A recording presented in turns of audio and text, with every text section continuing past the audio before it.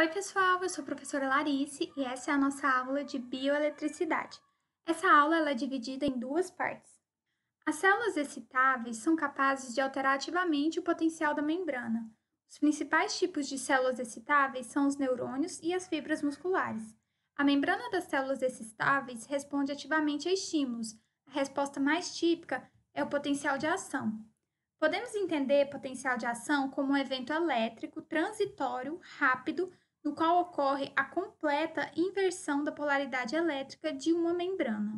Sendo seres vivos máquinas elétricas, é natural que seus elementos produzam e usem eletricidade. As células vivas apresentam uma diferença de potencial entre os dois lados da membrana, com exceção de algumas raras células vegetais, ou seja, o interior da célula é sempre negativo e o exterior, fora da membrana, é positivo. O impulso nervoso ou potencial de ação é uma corrente elétrica que rapidamente se propaga pela membrana do neurônio. Esse impulso é fundamental para garantir a comunicação entre essas células nervosas. Para que o impulso nervoso seja propagado, é necessário que o neurônio esteja com membrana em potencial de repouso e que sua superfície interna esteja com carga negativa. O impulso nervoso é uma corrente elétrica que rapidamente se propaga pela membrana no neurônio. Esse impulso é fundamental para garantir a comunicação entre essas células nervosas. Antes de mais nada, vamos relembrar um pouco dos componentes de uma célula nervosa. A célula nervosa ela é composta de dendritos, que são o terminal de recepção do impulso elétrico, o corpo, o axônio. Alguns tipos de células apresentam bainha de mielina, em que essa bainha ela auxilia na passagem do impulso nervoso para que seja mais rápido. A bainha com essa extremidade do axônio é chamado de nodo de Ranvier. E, ao final, nós temos o terminal do axônio, ou terminal de transmissão. O sentido de propagação sempre é do corpo, dos dendritos, para o terminal do axônio. A bainha de mielina é uma membrana lipídica modificada e espessa. Pode ser sintetizada por duas células, oligodendrócitos ou células de Schwann. Ela aumenta o isolamento celular e permite uma maior velocidade da fase passiva, diminuindo o número de fases ativas da propagação do potencial de ação. As fases ativas da propagação ocorrem em máculas da bainha de mielina, que são esses nódulos de Ranvier. A bainha de mielina queima etapas da propagação do potencial de ação, porque ao invés do impulso elétrico correr por todo o axônio, na presença da bainha de mielina, esse impulso elétrico ele salta de um nódulo para outro.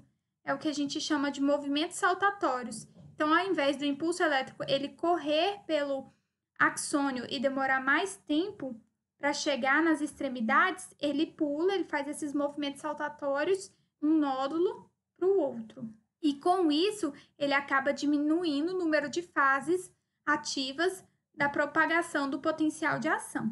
Além disso, as sinapses elas podem ocorrer por junções neuroefetoras. Nós temos junções neuroefetoras somáticas, que é a conexão que se faz com células musculares, e nós temos junções neuroefetoras viscerais, que é a conexão que as células, que esse impulso nervoso faz para chegar até as células da musculatura lisa, cardíaca ou glândulas, para levar esse músculo à contração. Aqui nós temos um exemplo de junção neuroefetora somática. Então, aqui nós temos o botão sináptico, esse espaço entre esse neurônio pós-sináptico e esse neurônio pré-sináptico é chamado de fenda sináptica. Lá na aula de contração muscular, nós vamos ver exatamente como ocorre a passagem do impulso nervoso para a junção neuromuscular, ou seja, como que o impulso nervoso vem do sistema nervoso central ou periférico e chega na musculatura, numa célula qualquer ou numa célula muscular, tá? Mas aqui, só para exemplificar, então, nós temos dentro desse botão sináptico as vesículas contendo neurotransmissores. Então, vamos ver melhor um pouquinho sobre os terminais pré-sinápticos. Quando um potencial de ação invade um terminal pré-sináptico, a despolarização da membrana faz com que algumas vesículas, como está representado no desenho, esvaziem e liberem os neurotransmissores que contém dentro delas. Com isso, o transmissor liberado produz alteração imediata na membrana neuronal pós-sináptica, o que leva à excitação e inibição do neurônio, dependendo da propriedade desses receptores ou da comunicação entre esses neurotransmissores. Os principais neurotransmissores que nós conhecemos são a acetilcolina, que auxilia no aprendizado, a adrenalina, refere-se à luta ou fuga, endorfina, né, a euforia, a felicidade extrema, serotonina, que está relacionada com o humor, dopamina com o prazer, noradrenalina com a concentração, glutamato com a memória, GABA-ácido, gama-aminobutírico, que é relacionado a calmante, né, estado mais calmo, entre outros neurotransmissores que podem ser conhecidos. A velocidade do potencial de ação, ela também vai depender da característica dessa fibra nervosa. Então, por exemplo, o diâmetro e a mielinização são características importantes. Em neurônios mielinizados, a condução é mais rápida que nos não mielinizados, por causa daqueles movimentos saltatórios. Basicamente, a fibra nervosa ela pode ser dividida em 3 grupos. Tipo A, que é mielinizado com um grande diâmetro e tem, por isso, uma condução mais rápida. Tipo B, mielinizado com diâmetro pequeno. E tipo C, amielinizado, ou seja, sem mielina, com diâmetro pequeno e discreto, e tem uma condução mais lenta.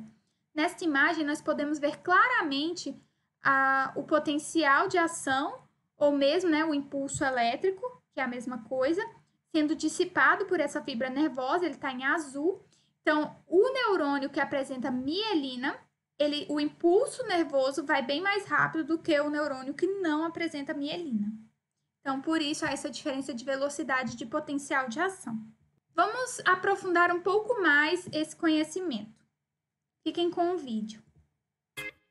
A membrana celular do neurônio contém milhares de pequenas moléculas conhecidas como canais. Estes canais permitem a passagem de íons de sódio ou potássio. Geralmente, os canais do neurônio são fechados. Neste estado, a carga do interior da membrana celular é mais negativa do que a carga que se encontra no exterior. Se furássemos dentro da membrana com microeletrodos conectados a um voltímetro, a leitura seria registrada em cerca de 70 mV negativos, o que significa que o interior do neurônio está a menos 70 mV em relação ao exterior do neurônio. A membrana celular de um neurônio é polarizada por causa dessa diferença elétrica através da membrana. Agora, um impulso nervoso começa quando a pressão ou outros sensores entram e desequilibram a membrana plasmática do neurônio, a tal ponto que o potencial de diferença atinge uma tensão limite de cerca de 55 mV negativos. Isso faz com que centenas de canais de sódio nessa região da membrana se abram rapidamente, permitindo a entrada de sódios com carga positiva para dentro da membrana da célula. Agora, o interior da membrana ficará temporariamente mais positivo em relação ao exterior, fazendo com que a tensão suba. Isto é chamado de despolarização. A membrana agora está polarizada porque a carga líquida dentro do axônio mudou de negativo para positivo. Com o impulso, passa a começar a abrir canais de potássio carregados positivamente, permitindo o fluxo de íons de potássio, o que faz com que o interior do axônio retorne uma carga negativa líquida. Neste ponto, a voltagem irá cair e a membrana ficará repolarizada, pois tem agora em seu interior cargas negativas e no exterior cargas positivas. Este processo de despolarização e repolarização da membrana do neurônio é chamado de potencial de ação. Potencial de ação é apenas um outro nome utilizado para impulso nervoso. Depois do impulso nervoso, alguns canais de potássio permanecem abertos um pouco mais do que o necessário para trazer a membrana de volta ao potencial de repouso. Isso resulta em um fenômeno chamado pós-potencial hiperpolarizante, no qual o potencial da membrana fica brevemente abaixo do potencial de ação. Neste estágio, o neurônio é incapaz de conduzir um impulso nervoso e entra no período refratário. O período refratário é muito curto, onde a bomba de sódio e potássio continua a retornar íons de sódio para fora e os íons de potássio para dentro do axônio, retornando assim o neurônio ao potencial de repouso.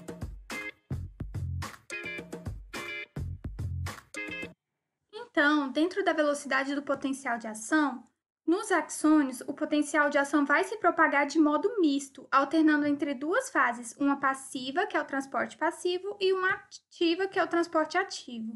A velocidade de propagação do potencial de ação pode ser variada ao mudar com o tempo de duração de alguma das duas fases da propagação. A fase ativa costuma ser constante nas células, durando em torno de 4 milissegundos. Deste modo, a célula varia a duração da fase passiva, havendo dois modos básicos: o aumento ou diminuição do calibre do axônio, ou célula, e maior ou menor isolamento da membrana, que é a espessura da mielina. Mas uma coisa é importante lembrar: o potencial de ação de um neurônio é sempre o mesmo, qualquer que seja o estímulo, porque o neurônio obedece à lei de tudo ou nada. Ou seja, se o neurônio receber o estímulo para propagar o potencial de ação, ele só vai parar quando ele terminar de propagar esse sinal. Recebeu o sinal, ele vai obedecer à lei do tudo ou nada e vai então entrar em polarização, repolarização. O potencial de repouso de uma célula tem sua origem em dois mecanismos simples: a difusão dos íons através da membrana, como sódio e potássio, e uma pequena contribuição da bomba de sódio e potássio. O potencial de repouso de uma célula nervosa, quando não está transmitindo um impulso elétrico, é de aproximadamente menos 90 mV, mas há também os casos de menos 70 mV. Isso significa dizer que o potencial dentro da célula é de 90 mV ou 70 mV mais negativo do que o meio extracelular. Essas então são as nossas referências. Nós ainda vamos ver a parte 2 dessa aula, que é para entender o potencial de inércia.